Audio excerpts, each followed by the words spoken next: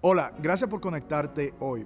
Oro que este mensaje que tú estás a punto de escuchar no solo te inspire, sino que te anime a seguir a Jesús aún más. De hecho, probablemente hay personas en tu vida que necesitan escuchar esta palabra y quizás estés pensando en ellos ahora mismo. Comparte este mensaje con ellos. Y si no estás viendo en YouTube, asegúrate de suscribirte. También quiero darle las gracias a todos aquellos que nos apoyan. No tendríamos ningún ministerio fuera de estas cuatro paredes si no fuera por nuestros amigos en el cual nos apoyan en oración y económicamente. Hay miles de personas que se benefician de este ministerio gracias a tu generosidad y te agradecemos de todo corazón. Para continuar o comenzar apoyando nuestra misión de ayudar a otros y su familia seguir a Jesús, puede visitarnos a cfmiami.es/dar es simple y seguro. Disfruta este mensaje. Hoy celebramos al Rey de Gloria, al Rey de Victoria, aquel que ha derrotado al enemigo y a la muerte para darnos la vida y la victoria eterna. Bienvenidos a Christ Fellowship en español en este día tan especial.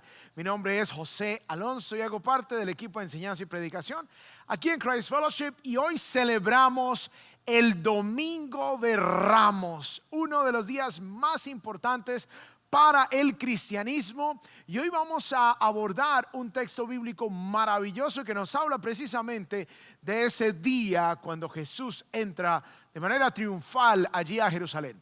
Y he titulado este mensaje: Anuncia que el Rey ha venido. Anuncia que el Rey ha venido. Y vamos a iniciar con el relato que nos da el evangelista Juan en el capítulo 12 de lo que está sucediendo aquí en este día de Domingo de Ramos en el primer siglo.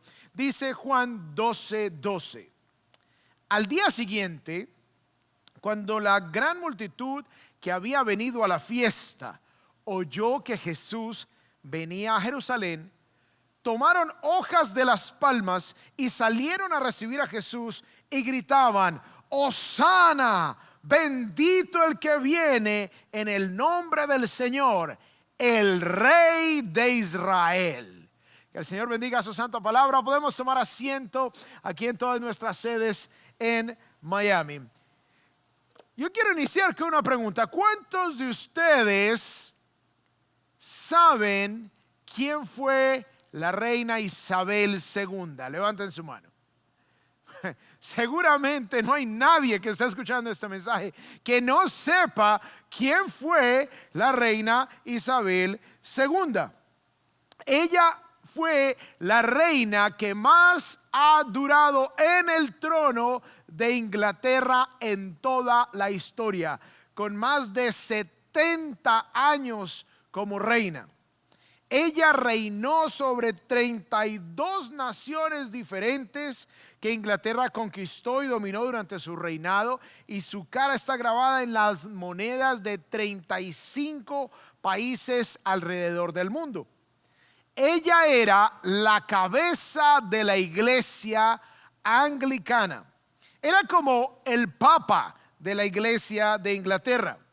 Ella también era la única persona que podía viajar sin pasaporte y tenía inmunidad soberana, lo que implicaba que nadie podía juzgarla en un tribunal humano y por lo tanto jamás podía ir a la cárcel.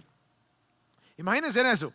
Ella era la única persona en Inglaterra que podía manejar sin licencia de conducción, y además tenía el derecho de que su automóvil ni siquiera tuviese placa, y los límites de velocidad no le aplicaban. Ella podía andar a la velocidad que quisiera, tenía inmunidad, no necesitaba licencia, no necesitaba placas en su auto.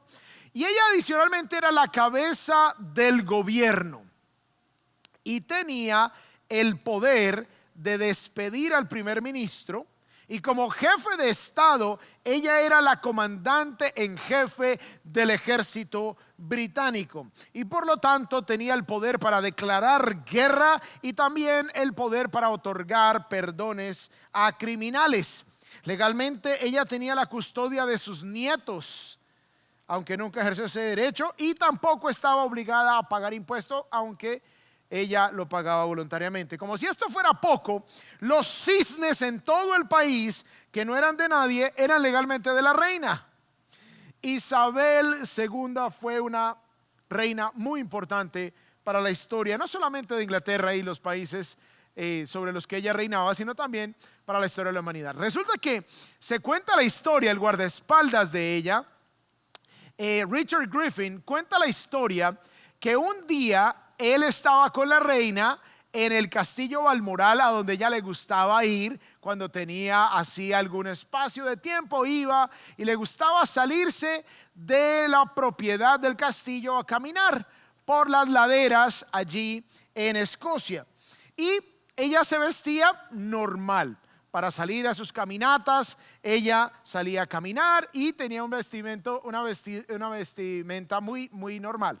Resulta que un par de turistas americanos, una pareja, se encontraron con la reina y con Richard Griffin, su guardaespaldas, y ellos no la reconocieron. Entonces entablaron una conversación y el turista americano le preguntó: ¿y dónde vives? Y ella le dijo: bueno, yo vivo en Londres, pero me gusta venir mucho aquí. Él le dijo: wow, ¿y hace cuánto vienes por estos lados en Escocia? Ella dijo: yo llevo más de 80 años, desde que era pequeña yo vengo aquí, me encanta. Él dijo: wow, o sea que debes conocer a la reina Isabel, porque ese es el castillo a donde ella viene. Ella le dijo: yo no conozco a la reina, pero Richard sí la ve frecuentemente. Así que la pareja quedó muy interesada de saber más detalles acerca de la reina por parte de Richard. Así que llegó el momento donde estaban tan emocionados que el turista americano sacó la cámara fotográfica, se la dio a la reina y le dijo: ¿nos puedes tomar una foto con Richard, que sí conoce a la reina?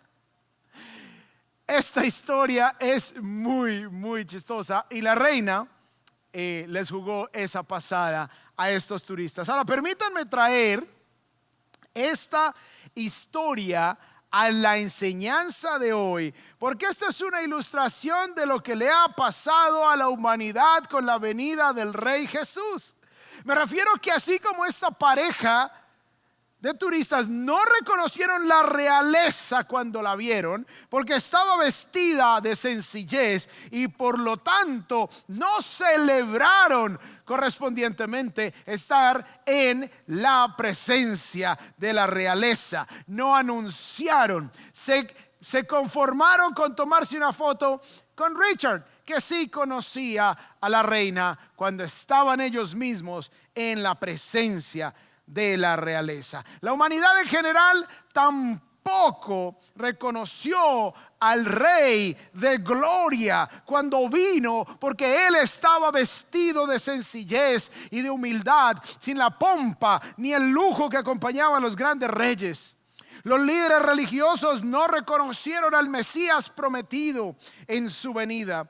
El mundo en general se sigue perdiendo la bendición y la realidad que el Rey Todopoderoso ha venido al mundo. Por eso quiero compartir con ustedes la idea principal de este mensaje, la cual es: mi vida y destino eterno dependen de cómo identifico al Rey Jesús en su primera venida. O sea, lo que tú identifiques de la primera venida de Jesús va a transformar tu vida y tu destino eterno. Hoy quiero compartir con ustedes 4 verdades acerca de este Rey que vino, el Rey Jesús, y de qué manera esto impacta nuestras vidas y de qué manera esto influencia nuestra existencia. El primer punto que quiero compartir con ustedes es, para los que están tomando nota: confía, porque Jesús es el Rey soberano, porque Jesús es quien tiene el control. La reina Isabel era dueña de todos los cisnes por derecho propio, pero el Rey de Gloria es dueño de todo el universo por derecho propio. Ella tenía inmunidad soberana, nadie la podía tocar en Inglaterra, pero el Rey soberano Jesús es soberano y tiene autoridad suprema por sobre todas las cosas. Por lo tanto, podemos confiar. Aquellos que tenemos una relación con Jesús, podemos estar confiados. Así que, para darles un poquito de contexto, empezamos leyendo de Juan 12, pero en Juan capítulo 11, el capítulo anterior, allí se narra la resurrección de Lázaro, el amigo de Jesús. Así que Jesús resucita a Lázaro en el capítulo anterior, y luego vemos aquí en el versículo 45, el capítulo 11, miren lo que dice acerca de este incidente en Juan 11:45. Por esto, o sea, la resurrección de Lázaro, muchos de los judíos que habían venido a ver a María, que era la hermana de Lázaro, cuando Lázaro murió, estaban allí. Jesús aparece y lo resucita. Por eso, y vieron lo que Jesús había hecho, creyeron en él. O sea, se está preparando un momento histórico en el cual Jesús hace un milagro sorprendente. Resucita un hombre que ya estaba podrido su cuerpo, llamado Lázaro. Muchos judíos habían venido a ver a María, la hermana de Lázaro. Así que parece que ellos eran una familia muy conocida, tenían un buen nombre, y muchos judíos vinieron de Jerusalén a verlo. Así que como resultado, muchos creyeron en él. Luego Jesús se va al pueblo de Efraín, al norte de Jerusalén, para evitar a sus enemigos por unos días. Y el capítulo 12 comienza diciéndonos que Jesús regresó a Betania, a la casa de Lázaro, Marta y María, 6 días antes de la Pascua. Dice el versículo 9 de Juan 12. Entonces la gran multitud de judíos se enteró que Jesús estaba allí, y vinieron no solo por causa de Jesús, sino también por ver a Lázaro, a quien había resucitado de entre los muertos. Ustedes se podrán imaginar que llegue noticias que murió alguien que ustedes conocen. Ustedes van a acompañar a la familia, van al entierro, van al funeral, y de repente en medio de toda esa visita allí, días después, aparece Jesús, resucita al muerto que estaba podrido ya, y Jesús se va. Ese grupo de judíos le cuenta a otra gente, y cuando saben que Jesús regresó 6 días antes de la Pascua, todo el mundo quiere ir a ver a Jesús y también a Lázaro, el que había sido resucitado. Entonces, habían 3 fiestas principales obligatorias que todo judío que viviera cerca de Jerusalén debía asistir. Pero generalmente los judíos venían de todo el mundo conocido a Jerusalén, no solamente los que vivían cerca. Así que la gran cantidad de personas ya en Jerusalén sabía lo que Jesús había hecho. Se había empezado a despertar esta expectativa. Los judíos venían a Jerusalén, y algunos incluso fueron hasta Betania para ver a Jesús y a Lázaro. Entonces todos en general comenzaron a preguntarse si Jesús iría a la celebración de la Pascua allí al templo. Los líderes religiosos se preguntaban lo mismo porque querían capturarlo y obviamente querían matarlo. Y los que creían en Jesús querían verlo, pero otros solamente tenían la curiosidad de ver a aquel que había resucitado a Lázaro. Pero el punto es que muchas personas estaban allí en Jerusalén expectantes. Luego nos dice el versículo 10 de Juan 12: pero los principales sacerdotes resolvieron también matar a Lázaro. Wow, o sea, los líderes religiosos eran conscientes de todas las señales y milagros que Jesús estaba haciendo, y su respuesta fue no creer en él. Se perdieron la venida del rey, y no solamente se perdieron la venida del rey, sino que querían matar al rey y matar también a Lázaro, porque obviamente esta evidencia contundente del poderío de Cristo era mucho para los líderes judíos. Versículo 11: porque por causa de él, o sea Lázaro, muchos de los judíos se apartaban y creían en Jesús. Así que este es el contexto del Domingo de Ramos. Jesús allí cerca de Jerusalén. Jerusalén llena de peregrinos. Se calcula que había entre 2 millones a 2 millones y medio de personas. Multitudes expectantes. Líderes religiosos enfurecidos. Muchos esperaban que si Jesús podía resucitar a un hombre de entre los muertos, Jesús podría liberar a Israel del dominio político de los romanos. Así que vamos a iniciar el relato del Domingo de Ramos desde algo que el apóstol Juan no incluye en su evangelio, pero sí lo incluye Mateo, y es la preparación para este día. Miren lo que dice Mateo 21, versículos 1 al 3. Dice: cuando se acercaron a Jerusalén y llegaron a Betfagé, que significa casa de las brevas verdes. Dice, llegaron a Betfagé junto al monte de los olivos. Betfagé, una veredita muy cerca allí a Betania, donde vivía Marta, María y Lázaro. Jesús entonces envió a 2 discípulos diciéndoles: vayan a la aldea que está enfrente de ustedes y enseguida encontrarán un asna atada y un pollino con ella. Desátenla y tráiganlos a mí. Y si alguien les dice algo, digan: el Señor los necesita y enseguida los enviará. O sea, el Señor los necesita y ya en un rato se los devuelve. Ahora, no se describe cómo Jesús hizo esto. No sabemos si él soberanamente simplemente dijo: yo sé que allá está la asna y su burrito, el pollino, tráiganmelos. Y si alguien pregunta, el Señor y yo me encargo de eso. No sabemos si él está hablando de un control soberano sobre toda la situación y la circunstancia, o si él preparó de antemano. Ahora, no hay registro de una preparación de antemano. Entonces fueron los discípulos e hicieron tal como Jesús les había mandado, dice el versículo 6. Obedecieron, y luego el 7 dice: y trajeron el asna y el pollino, pusieron sobre ellos sus mantos, y Jesús se sentó encima de los mantos. Ahora, es interesante que Lucas menciona que nadie había montado ese pollino antes. Ahora, si ustedes conocen un poco de animales y ustedes se van a subir en un burro o un caballo que nunca ha sido montado y que no ha sido amaestrado para poder montarlo, ese animalito va a estar como loco intentando deshacerse de lo que está sobre su espalda. Así que estos elementos, ¿de qué manera Jesús organizó la situación? ¿De qué manera Jesús va a montar ahora en un burro jovencito donde nadie ha montado y el burrito va a estar tranquilo? Así que no solamente Jesús demuestra su soberanía sobre la preparación, sino también sobre la creación, sobre el burrito. Dice el versículo 41 de Lucas 19: cuando Jesús se acercó, al ver la ciudad, lloró sobre ella. Entonces está el monte de los olivos, está el valle del Cedrón, y luego está Jerusalén. Entonces va Jesús bajando el monte de los olivos y allí puede ver a Jerusalén enfrente, y lloró diciendo, versículo 42: si tú también hubieras sabido en este día lo que conduce a la paz. Recuerden esto de paz, porque voy a hablar un punto de esto.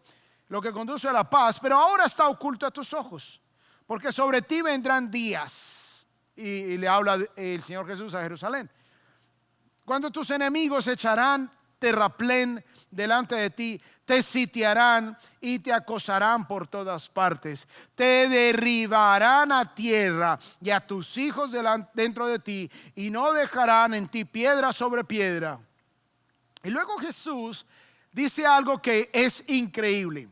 Aquí da la razón por la cual vendría la destrucción y el sitio de Jerusalén, que efectivamente ocurrió en el año 70 después de Cristo.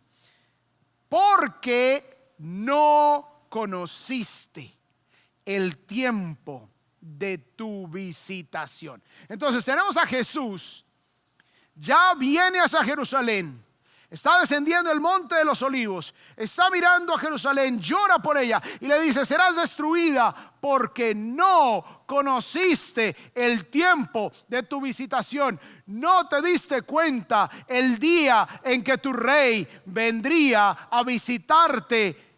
Ahora la pregunta es: pero ¿cómo habrían de saber ellos cuándo vendría el rey a visitarlos? Bueno, no alcanzo a contarles todo aquí en este mensaje, pero es motivo de un mensaje completo de lo que se conoce como la profecía de las 70 semanas de Daniel, que en resumen, esa profecía anuncia de manera específica el día en que el rey, el Mesías, entraría triunfante a Jerusalén. Esto ocurrió el 6 de abril del año 32 después de Cristo. Así que Jesús está anunciando que ya debían haber sabido que Jesús entraría, el Mesías, en esa fecha específica, y pueden buscar información sobre la profecía de las 70 semanas de Daniel. Es impresionante la precisión histórica. Así que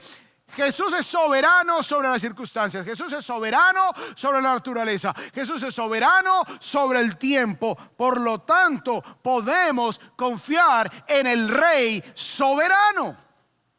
No sé por lo que tú estás pasando. No sé por la dificultad que tú estás atravesando.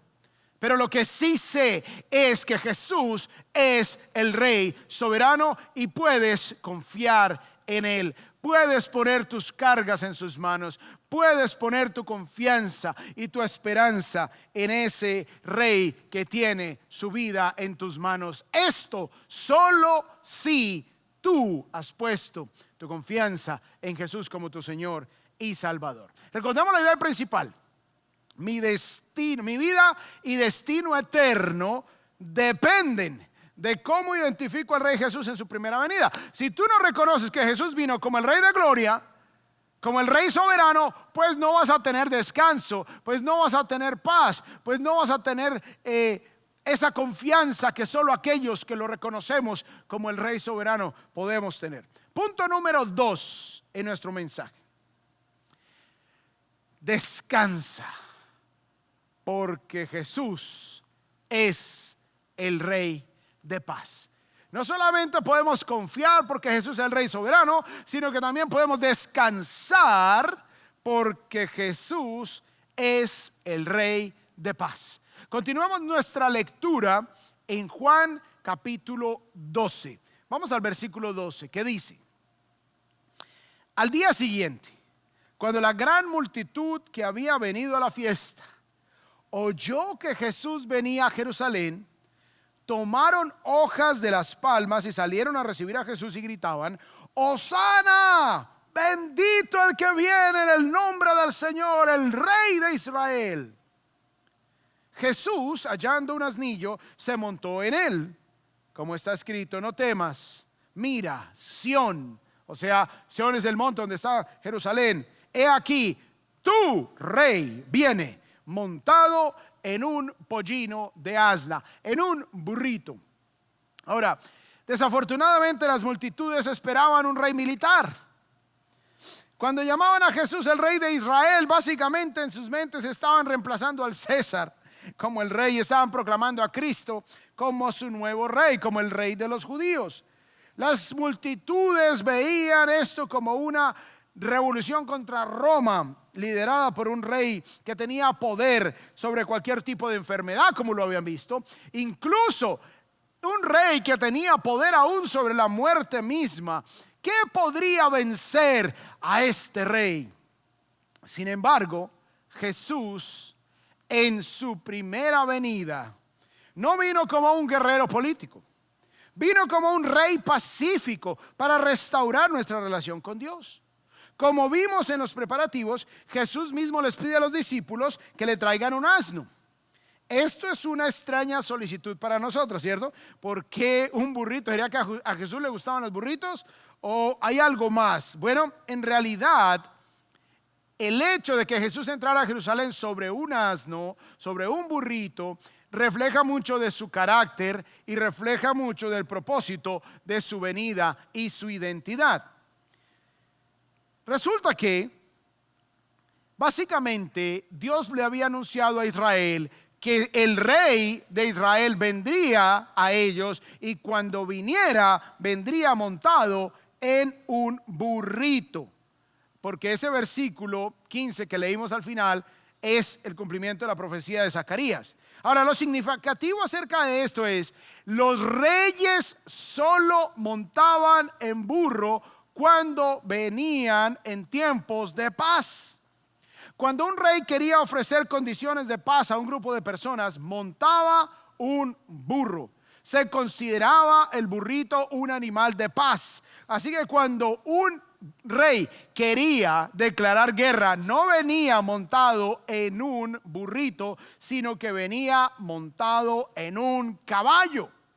En su primera venida, Jesús vino a ofrecernos paz con Dios. Él es el príncipe de paz y vino a restaurar nuestra relación con nuestro Creador, para que no tengamos que enfrentar la ira del Creador en la segunda venida de Cristo, y para que no estemos en el lado incorrecto de la justicia. Jesús vino como rey pacífico, pero Él volverá como un rey que juzgará y hará guerra contra las naciones que se han rebelado contra Él. Y cuando Jesús venga, como dice Apocalipsis, vendrá sobre un caballo blanco, lo cual denota guerra, denota juicio, denota que vendrá Jesús a pelear en la segunda venida. Pero en la primera venida estamos viendo que Jesús vino a ofrecernos paz con Dios para evitar que su juicio caiga sobre nosotros.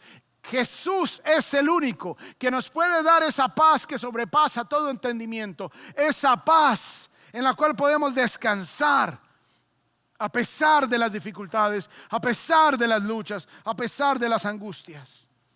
Recordemos la idea principal: mi vida y destino eterno dependen de cómo identifico al Rey Jesús en su primera venida. Si tú identificaste a Cristo como el Rey en su primera venida, tú puedes confiar en el Rey soberano y puedes descansar en el Rey de paz. Punto número 3. Celebra. Celebra. No solamente confía, no solamente descansa, sino ahora celebra, porque Jesús es el Rey victorioso. Digan conmigo: victorioso.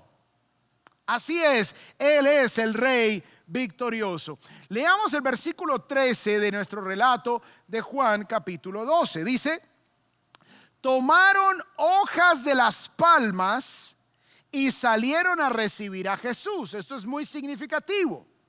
Y gritaban: Hosana.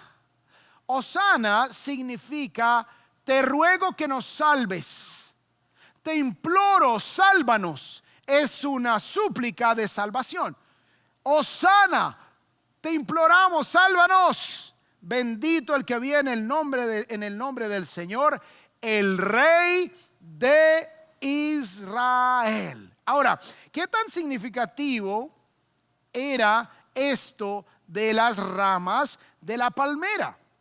La palma o fronda de palmera es un símbolo de victoria y es un símbolo de triunfo en el antiguo cercano oriente y en el mundo mediterráneo. La palma era sagrada en las religiones mesopotámicas y en el antiguo Egipto representaba la inmortalidad.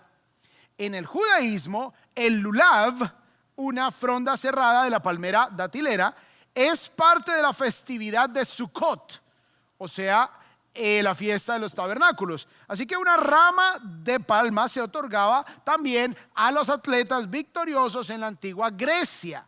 Y una fronda de palma o el árbol mismo es uno de los atributos más comunes de la victoria personificada en la antigua Roma. Así que las palmeras representaban una forma de celebrar la victoria. Por eso el Domingo de Ramos se le llama la entrada triunfal, la entrada victoriosa. Es una manera de celebrar a un rey victorioso.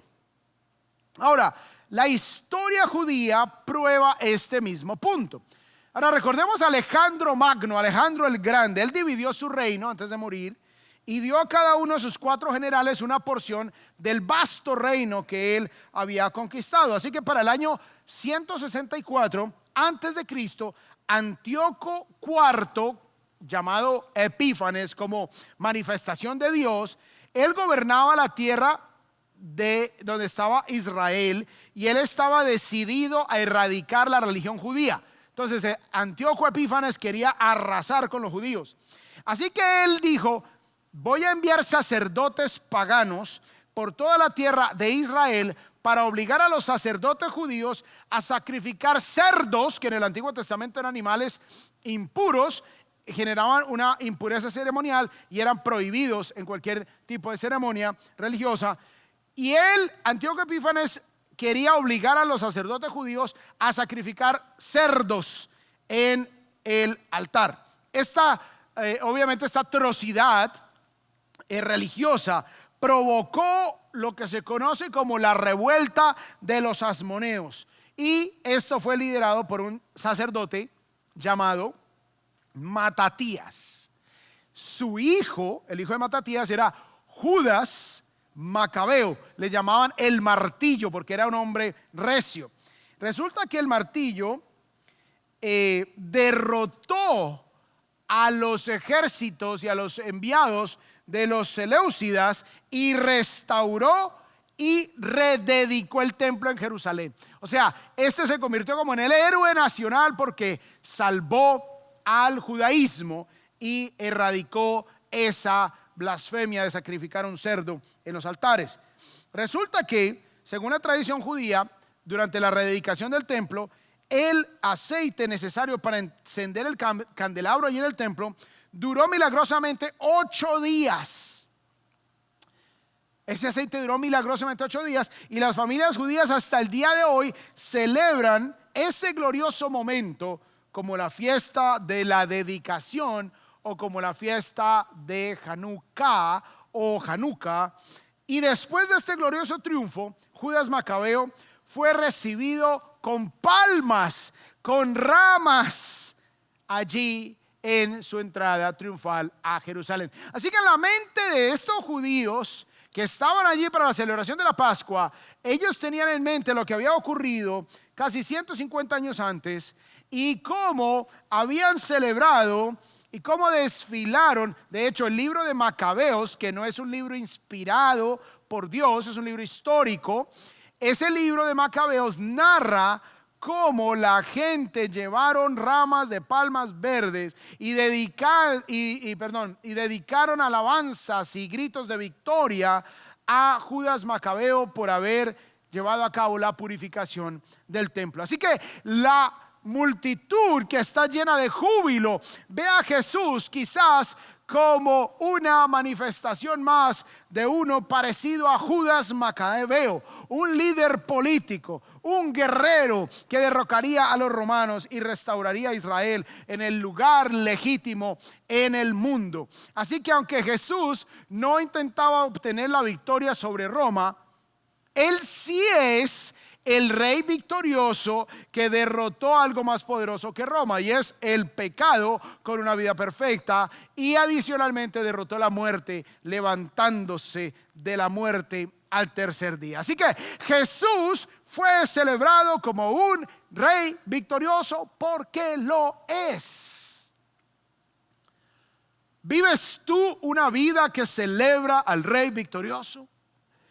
¿Por qué vives tan lleno de tristeza, tan lleno de aflicción? ¿Por qué vives tan lleno de desilusión si tienes muchos motivos por los que celebrar? Si Jesús es el rey de tu vida, porque Él es el rey victorioso.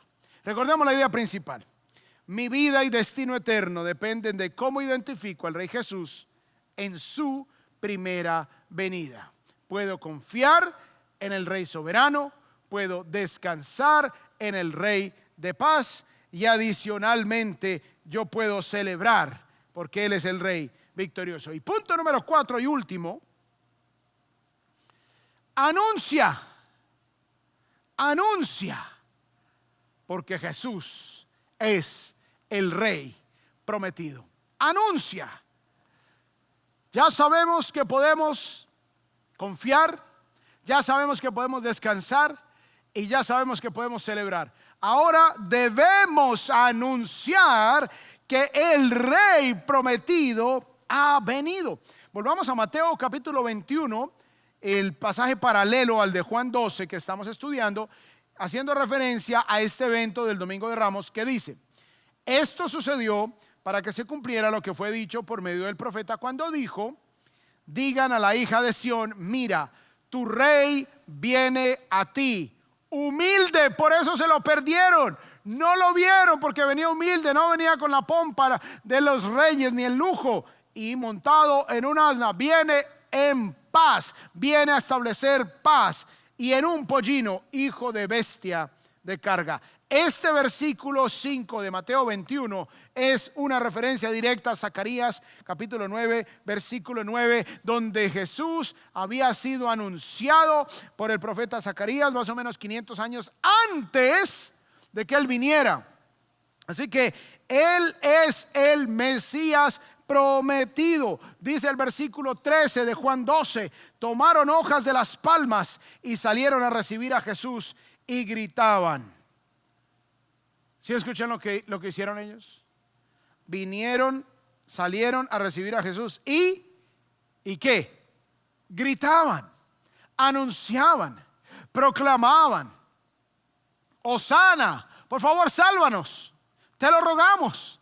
Bendito el que viene en el nombre del Señor, el Rey de Israel.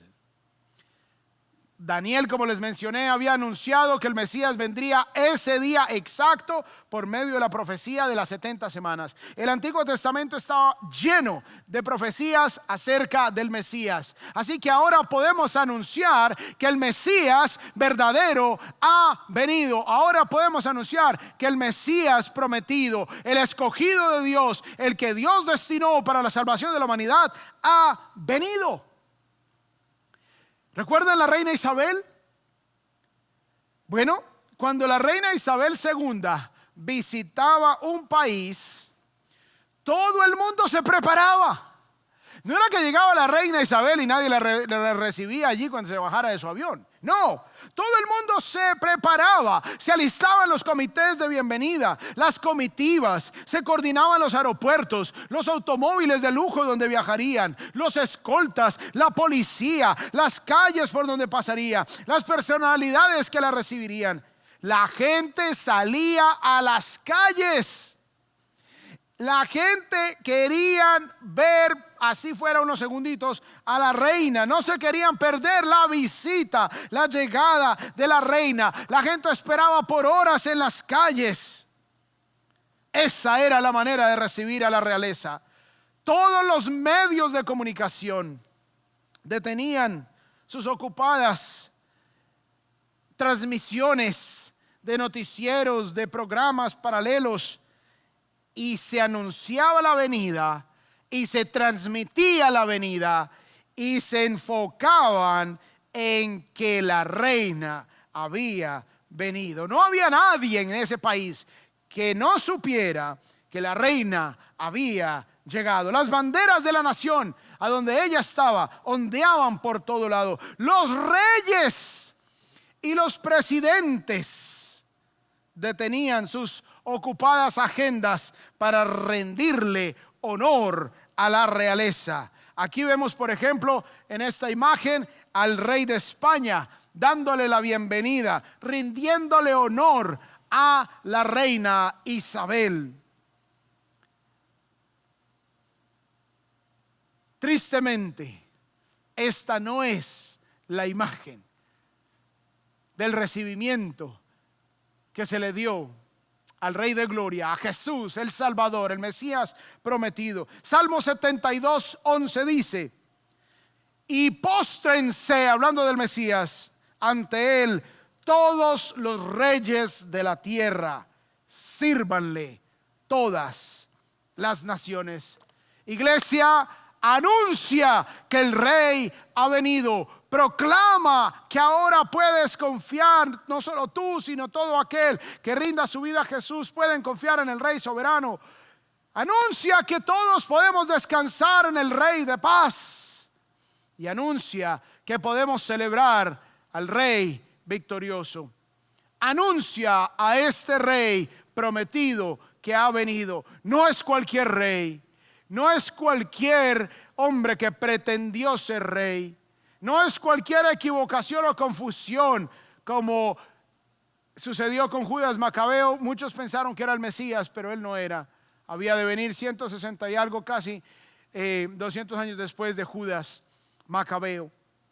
El Rey de Gloria, el Príncipe de Paz, el Rey del universo, el Salvador de la humanidad ha venido. Anúncialo. Y quiero darles algunas ideas. Tenemos unas invitaciones, iglesia. Llévatelas.